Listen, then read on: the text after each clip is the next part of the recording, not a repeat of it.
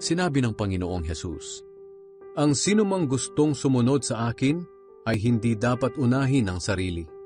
Dapat ay handa niyang harapin kahit ang kamatayan, alang-alang sa pagsunod niya sa akin. Sapagkat ang taong naghahangad magligtas ng kanyang buhay ay mawawalan nito. Ngunit ang taong nagnanais mag-alay ng kanyang buhay alang-alang sa akin at sa magandang balita ay magkakaroon ng buhay na walang hanggan. Ano ba ang mapapala ng isang tao kung mapasa kanya man ang lahat ng bagay sa mundo, pero mapapahamak naman ang kaluluwa niya? May maibabayad ba siya para mabawi niya ang kanyang buhay?